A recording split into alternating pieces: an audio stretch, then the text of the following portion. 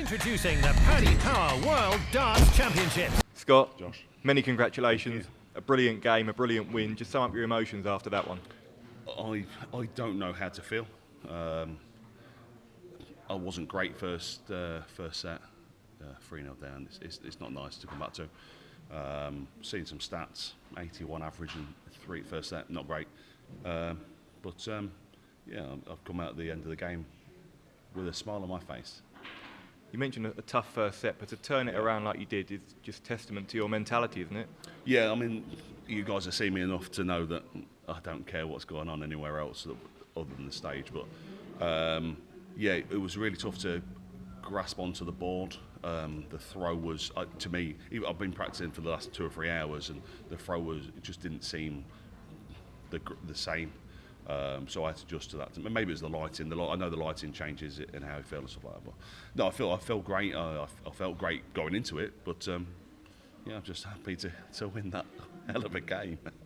And just a word on Nico, a brilliant debut from him. He's got a really bright future ahead of him. Yeah, absolutely. Yeah. No, he's obviously if you got your stats, I've played him a couple of times. It's 1-1. Legs wise, I'm winning, but wow, I knew what he can do.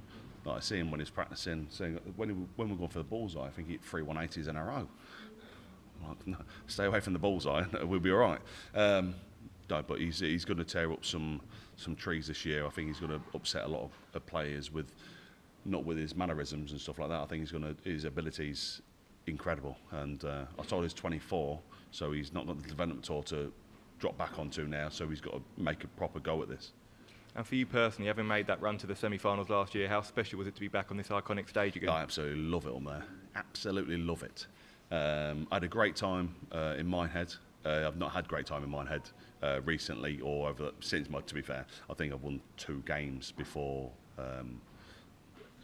November at Minehead. But the fact that I played so well, the change of equipment, the mess about, I just feel so good and confident. And there was no reason at all why I couldn't win that. I just let myself down a little bit in the first set. But again, if you don't hit your doubles, and I mean, I think 3 or 4 shots at the bullseye, maybe if taken 1 or 2 of those out, the game's completely switched around. But I was pretty decent on my doubles, and that's how you win the games.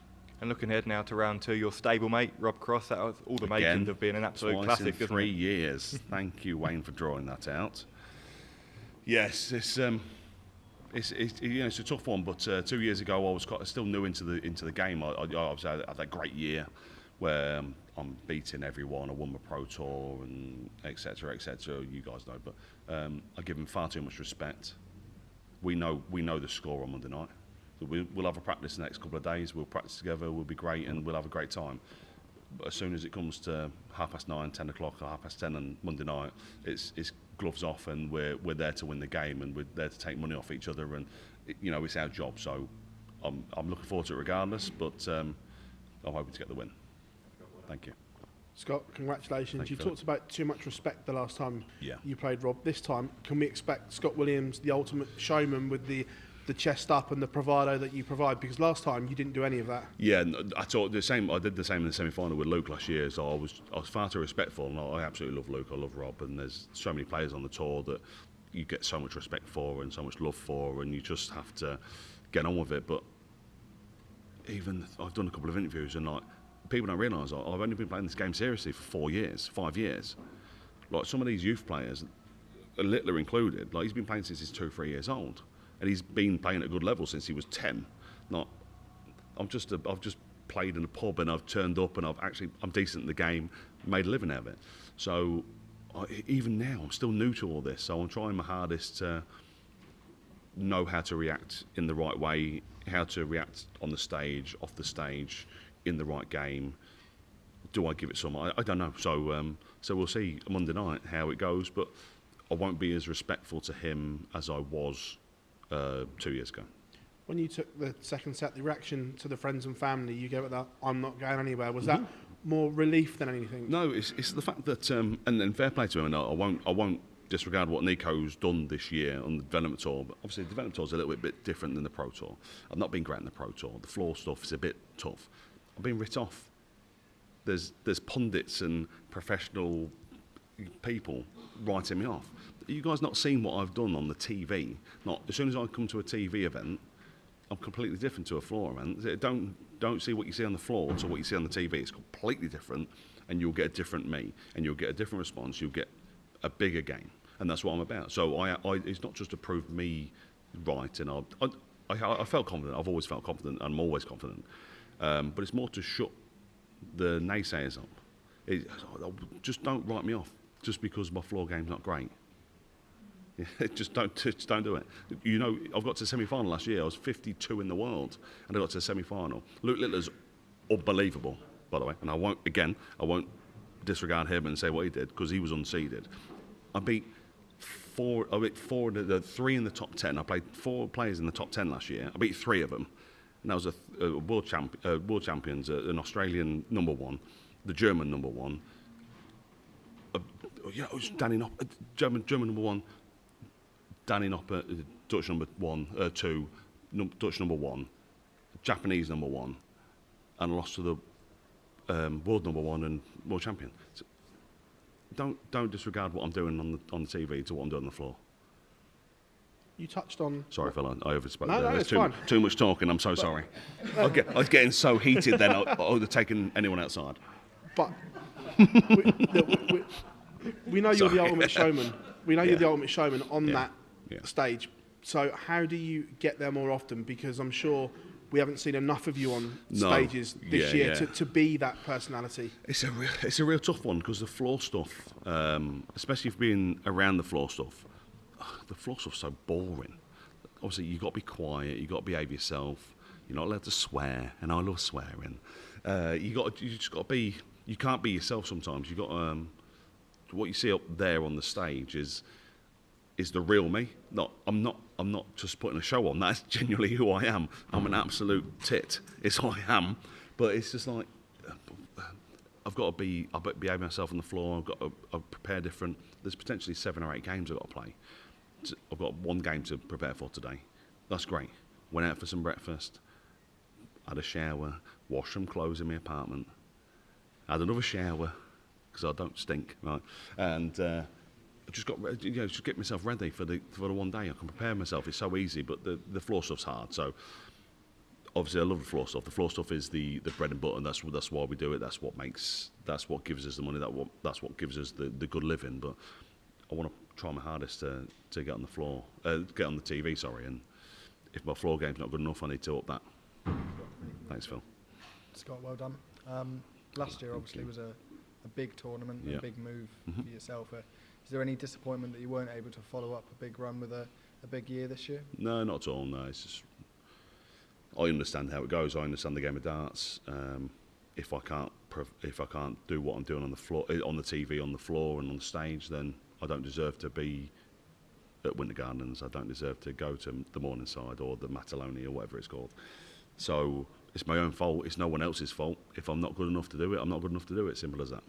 Is there anything you think needs to change in terms of? Oh yeah, my floor game needs to improve massively. As much as I actually probably this year was my best floor in the fact that I earned the most money this year on the floor. Average wise and win wise, I don't think it was as good as the last couple of years. So I need to change that. I've got lucky a little bit. I've lost 6-5, I think 11 times this year on the floor out of 30. What almost, I need to find that little killer instinct at the end of games, and I need to finish games off a bit quicker, I think. How much is the belief there that you can go and replicate and possibly go better than last year at this year's tournament? Well, I believe in myself, and I've got friends and family and people around me that absolutely believe what I can do. Obviously, I believe what I can do to start with, but like I said before, with the fact that it's all about preparing for one game, not 5 or 6. Mentally, that's really tough. People who don't play darts, they think, oh, it's easy. You just go up and chuck a dart. It's not. It's not. I wish it was so easy as that. So I'll just have to, I'll just have to be better on the floor, and I'd see how especially the next 6 months go and improve. Thank you. Well done, Scott. Thank you. You obviously love the big stage, and the big stage loves you, the I great showman. Thank you. But do you think you expend maybe a lot of energy during those moments, and do you think that maybe you have to eliminate that, or taking that energy out of you is a dangerous thing? No, so Yeah, so I've had to learn over the last couple of years with stage stuff about the right time, and I made mistakes even at Minehead. I played Joe Cullen a couple of years ago in the last 16 at the Players Championship finals, and I hit a 180 in the first couple of legs, and I've give it some big un, and I'm like, I don't need to exert that kind of energy right now because it's 1-1. So why? We know it's an even game. We're both doing what we're doing, so I'm kind of learning. I'm trying my hardest to be better at that kind of stuff, but I'm not going to stop being a bit of a tit. And I've said it already once, so I might as well say it again. At what I'm doing, I'm there to give the crowd what they've paid for. They're here for me. They're here for everyone. They're here to have a good time. They're here to see silly stuff. They're here to see great stuff. They're here to see anything that you can involve the crowd in. They're here for it. So I'll carry on doing that. Thank you, Bill. Scott, we know how close you are to Rob Cross, and for everything he's done in this game, he's hardly prolific on the floor as well. Yeah. Have you two both had a conversation of how you both can improve that side of your game? No, we had. It was actually after our last game at the World Championships 2 years ago, where my now manager and his manager, we all three of us pretty much stood there, said, "Don't do that again, right? If you're going to go win. Right, do what you have to do to win. Don't respect each other.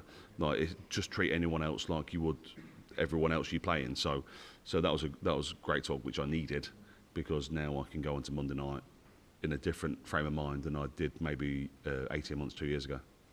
How many more levels do you think we can see from you? Like, I mean, we saw last year what you did on the stage, and we saw here. I mean, clearly you've got the game. So in terms of putting you in that top 16 and above, do you think you've got those gears that you can reach? Yeah, I absolutely got them gears, and you can tell with the way I come back there and I played, and regardless of what he's missing, I've got to hit it still.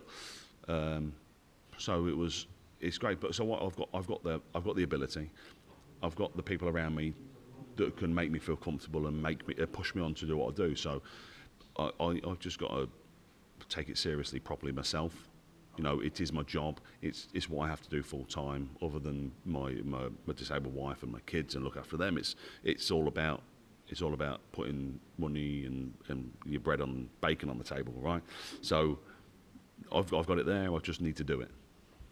I mean, that line that you said there, that we need to take it more seriously, that's been said an awful lot this week. Have you felt in the past year or two a change from all of the players thinking, right, this is serious money now, that we all need to make a shift to actually take this as an elite sport? Yeah, I mean, the money over the last couple of years has gone up slightly, which is great, and it's obviously what we want to do, which is awesome from Barry and Matt and the guys that are putting the sponsorship and the money into it. But now Mr. Littler's here, and we're thinking, right, now we've got to try that a little bit harder, because now we've got to beat him, right? Other than Humphreys, like, we've got to beat both of them. So that's what we're going to do. But we know how big the sport's going to get over the next 3 to 5 years, especially with the sponsorship as well as the interest. I spoke to so many people over the last couple of weeks, potential sponsors for myself, going, "Oh, we love darts. We didn't really follow it 12 months ago, and then all of a sudden it's got big." And I was like, yeah, that's because that little 16, 17-year-old lad's just blown it up for us, which is awesome, and we absolutely love that. And no one on this stage will tell you different, and we love it. Whether we like playing him or not, that's a different matter. I've never played him, so I've got 100% win record or loss record, whichever you look at it. No, but it's all about looking at the bigger picture than just what we're doing now. If we go to 18 months, 2 years' time, and Barry and Matt go, right, we're going to extend this, we're going to put it here, we're going to play it here, we get 5, 6, 7,000 people, first round's 15, second round's 30, and then people are going to go, holy crap, there's money in this. There's actually money in this to do this. So we know what's coming over the next few years. So we're getting ready for it, and we do need to take it seriously. All of us. It doesn't matter how good you are, who you are, Van Gerwen, Humphreys, we have to take it seriously. Cheers, Scott. Well done tonight. Thank you very much. Don't strangle anyone. Don't strangle anyone. There's wires everywhere. Get yourself a wireless one. Hey, Scott. Hello, mate. What do you think about the performance of Nico, especially as a first-timer at Ali Pali? Yeah. Regardless of the first timer up on the stage, he's not a first time playing darts, so he knows what's going on. He's playing the Euro Tour, and the Euro Tour itself can be absolutely humongous. You can be playing in front of more people than you are at Ali Pali. It's a little bit more probably intense for him, because obviously being German and coming over to England and playing in front of an English crowd against an English person, obviously we had that last year, and that was hard work for all of us. But he was so good, and like I said, he's gonna show us what he can do, just like Gian and Wessel and stuff like that. He's going to cause some upsets. He's going to do some great stuff over the next couple of years, and with him not being having to do the development tour anymore, it's he's got to kind of have to pull his socks up a little bit and push and work hard. So massive respect to him. Great game. Absolutely, genuinely, I'm still knackered from that game. Just talking to you guys, I'm physically and mentally tired because it was so tough. Because he just hits you with everything, and he just seems like he doesn't care. It's like Littler and Wessel and all of them. So the youth nowadays are dangerous, and he's unfortunately one of them. Thank you. Thank you.